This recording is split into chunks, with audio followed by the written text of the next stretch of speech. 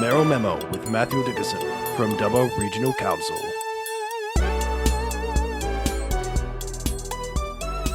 You're listening to Tony Graham on Binge 91.5, and it's time for a discussion with the Mayor of Dubbo Regional Council, that's Matthew Dickerson, because he's just come out of the May 25th Ordinary Council meeting, or he did a few days ago anyway, and there's some important things that Wellington people want to know. So, hello, Matthew. How you going, Tony? Thanks for having me on. And it was actually a very good meeting. Went for several hours. I think we got finished about getting towards 9 o'clock at night. Might have been about 8:45 by the time we finished. So it was a relatively long meeting, but a pretty good meeting. A lot of things were discussed, but I also enjoyed having it in the Wellington Chambers. So we do take some meetings down to Wellington, and this was one of those meetings we've taken down to Wellington.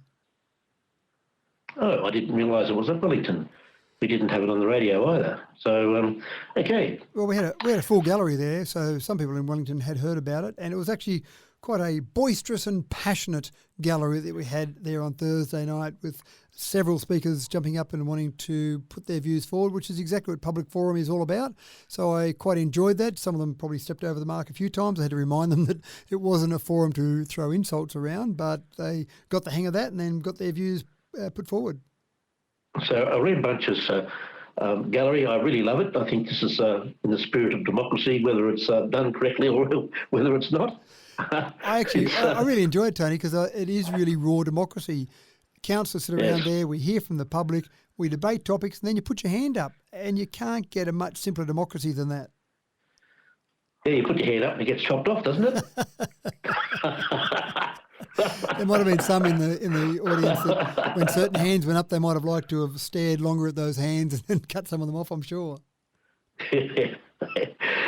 Well, Matthew, there's a few things happening out towards the jail there. In the first instance, there's a bit of development locally happening at the poultry farm, bit of expansion there.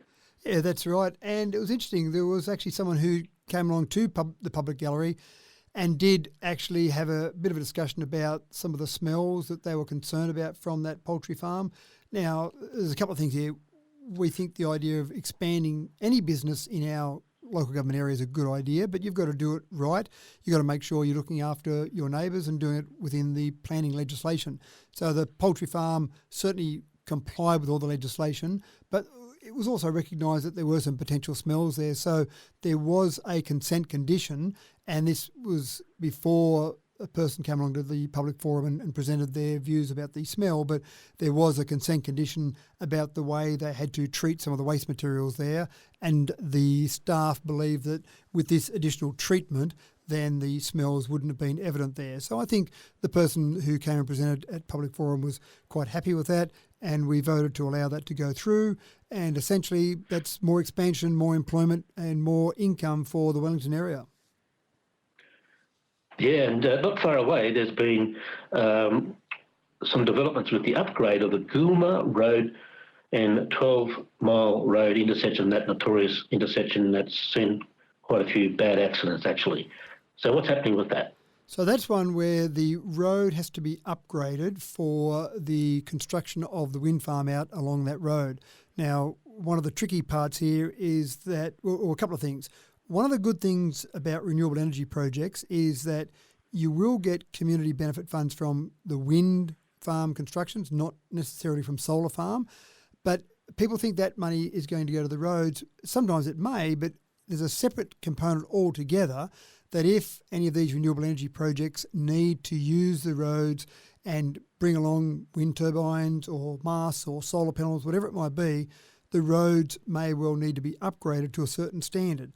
And that's exactly the case in this scenario where the road needs to be upgraded. In fact, it's more that intersection, and then the road needs to be upgraded to a certain standard.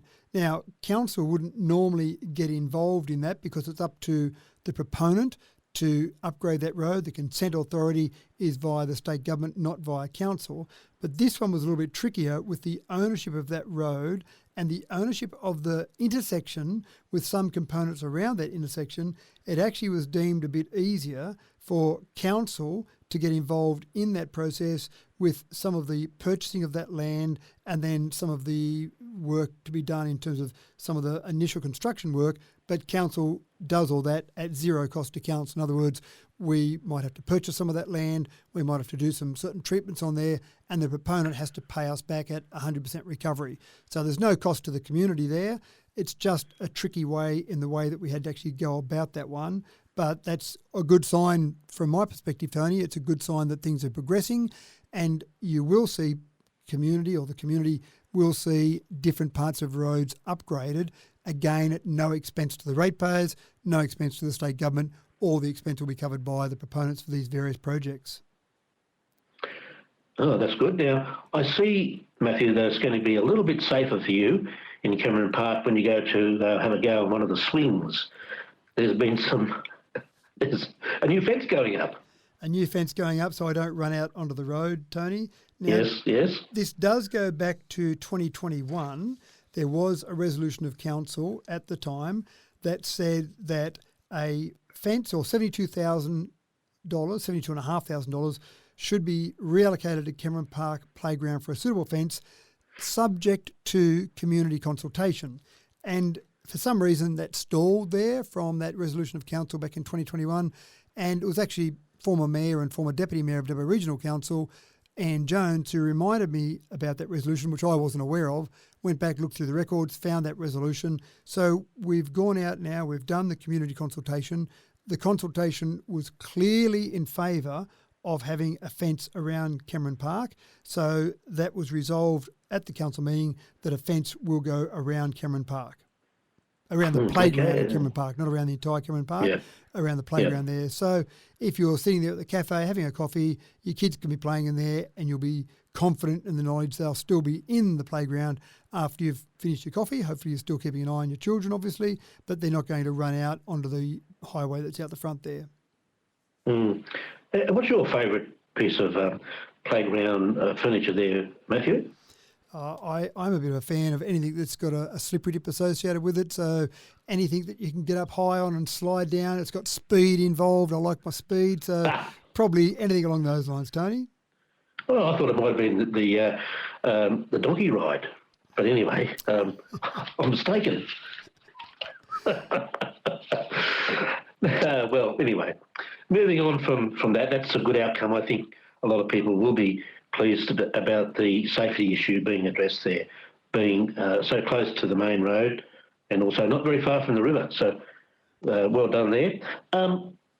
Another thing we did have sort of touched on briefly earlier on, that was there was a few questions about on notice about the contract about the garbage or the waste reduction targets. The thing that intrigued me was the 10-year contract that was with J.R. Richards, and I thought, why would it be so long? You know, it leaves very little room for negotiation when there's changes to technology and that sort of thing. What do you think about that? Yeah, look, I'm not sure why such a long contract was entered into. I wasn't on council at the time. I wasn't part of those discussions. What brought that forward was one of our councillors had some questions about making some changes to our waste processes, just asking in terms of the bins and the types of bins and the sizes of bins, etc. And so the staff provided some answers in our council meeting about that.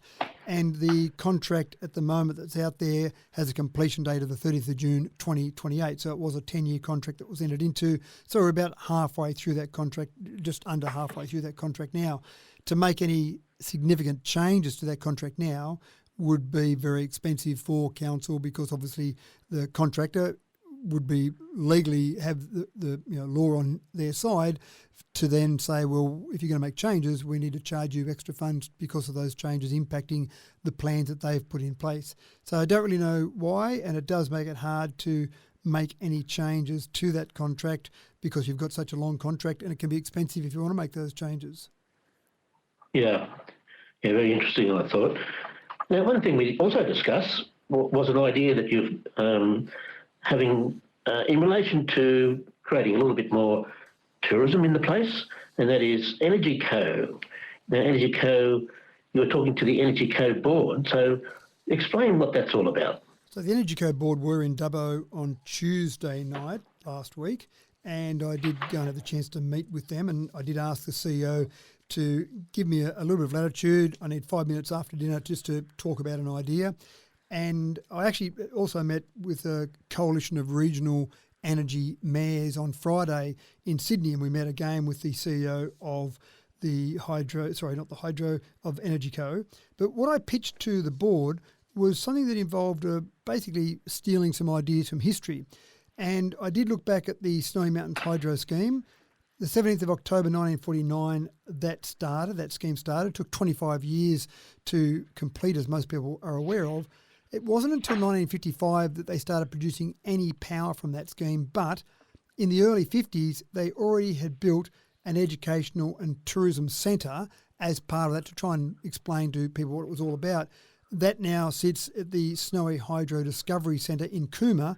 They get over 100,000 visitors a year there, including 150 schools. And I also gave an example of the Parkes Radio Telescope owned by the CSIRO that opened on the 31st of October 1961, famous for the moon landing on the 20th of July 1969. But before that moon landing, way back on the 14th of February 69, they opened the Observatory Visitor Centre. They also get 100,000 visitors a year. So I pitched the idea of what I'm calling a REAC. Now, it's got to have an acronym because things seem to catch on a bit if they've got an acronym. So the Renewables Education and Activity Centre, along the same lines as the Parkes Observatory and the Snowy Mountain Scheme, where you've got somewhere that you can educate people about renewable energy. You can bring school groups through. You can actually show off the things that are happening there, have some small wind turbines and show how that works, show how the national electricity market works, because that is complicated. But I've added the word activities in there because I love the idea of maybe even having a small wind turbine there that you could climb up inside, for example, and have a viewing platform at the top. Maybe if you get really excited, Tony, abseil down the outside. I might be pushing my luck now. But the idea is that when the construction work is finished, where there'll be lots of construction workers in and around Wellington, which will be great for the economy, but that won't last forever. And then when the community benefits funds all finish, which again, that will be another 25 years, say, but that won't go forever, I'd love to see this visitor centre, this REAC, still injecting, say, 100,000 visitors a year through Wellington. And I'd like to see it just outside Wellington, say around the Badenga area, close enough to Wellington that Wellington will get a direct benefit from this. Everyone I've spoken to about the idea loves the idea. Someone's going to have to pay for it though, and that's where I'm pitching to Energy Co, only because Energy Co have the biggest bank balance. And did they show any interest at all? Love the idea. Love the idea around education as well.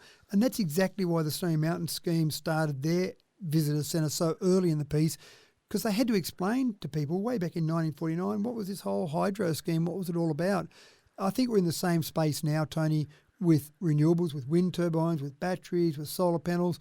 People are still a bit down on them. In fact, I had was at a function on Saturday night and someone said to me, oh, these renewables are no good, they're not reliable, we'll have blackouts all over the place. And so there's still some fear about it, there's still lack of understanding. So I think they understand and appreciate how important it is to educate people. Again, there's a big gap I've always found, Tony, between someone saying, gee, that's a great idea, and here's my checkbook, I'll write out a check for you. Yeah, exactly, yes. Anyway, it's good to have ideas, and hopefully it will lead to progress. And that's what you always have to do. You always have to have ideas first before progress can happen. And I'm determined, Tony, to make sure that Wellington in particular gets some huge long-term benefits out of all this power. At the moment, they're talking about the res around this res here, so the one in Dubbo, Wellington, Mudgee, Warrumbungle area, will be a 3 gigawatt res. That'll provide 47% of the homes in this state with power. But that's stage one. They're already talking about maybe that 3 gigawatts going to 5 or 6 gigawatts. So it could be at the size that it could be providing enough power to power 100% of the homes in this state. And I think it's only fair and reasonable that the residents of Wellington get some benefit out of being the power providers for the state.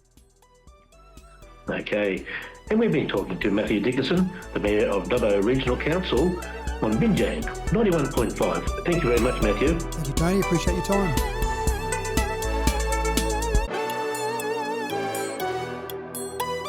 Mayoral Memo with Matthew Dickinson from Dubbo Regional Council.